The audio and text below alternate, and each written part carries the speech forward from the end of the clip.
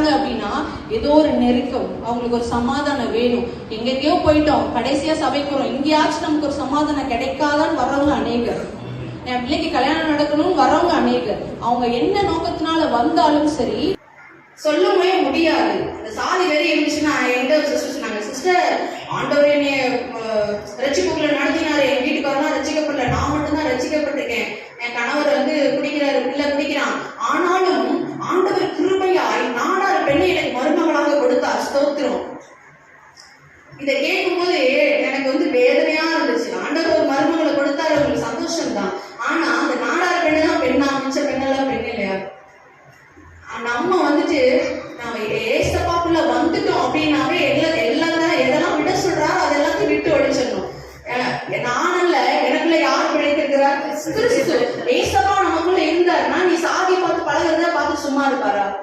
இல்ல, அப்படி சொல்ல மாட்டாரு. அதனால சாதி பிரச்சனைகள், ஏழை பணக்கார பிரச்சனைகள், அதே போல சபைக்கு லேட்டாக வர பிரச்சனை, நான் அதை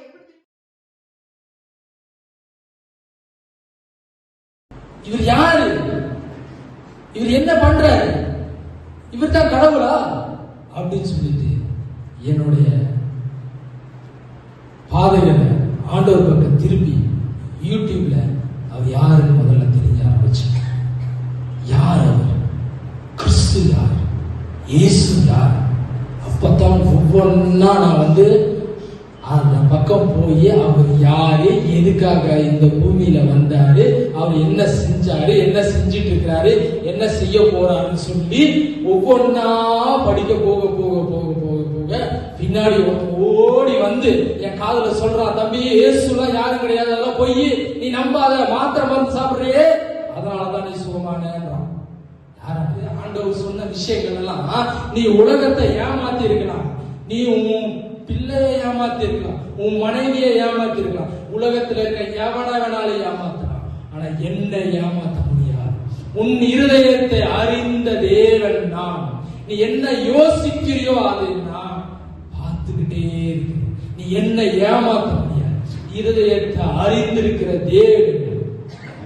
நினைச்சு வாழ்ந்தா உங்களுக்காக வாழ்ற, இல்ல செத்து போறேன்னு சொல்லிட்டு ரெண்டே முடிவுதான் எடுத்தாங்க. ஸ்பிரிட் வேலை செய்யுங்கிறதே ஆண்டவருக்குள்ள வந்ததுக்கு அப்புறம் தான் எனக்கு தெரியும். ஆனா நம்ம ஆண்டவரை அறியறதுக்கு முன்னாடியே இந்த ஸ்பிரிட் எவ்வளவு காலமா நம்மளை தொடர்ந்து சாகடிக்க பார்த்துச்சு. தேவன் எங்கேயா விட்டுட்டாரா? நம்மள எங்கேயும் விடல. இன்னைக்கு நம்ம இங்க எல்லாரும் உட்காந்துருக்கோம். எத்தனை பேர் ஹாஸ்பிட்டல் தவிச்சு போட்டு இருக்கிறாங்க. இன்னைக்கு நம்ம உயிரோட இருக்காங்க. நன்றி சொல்றோம்.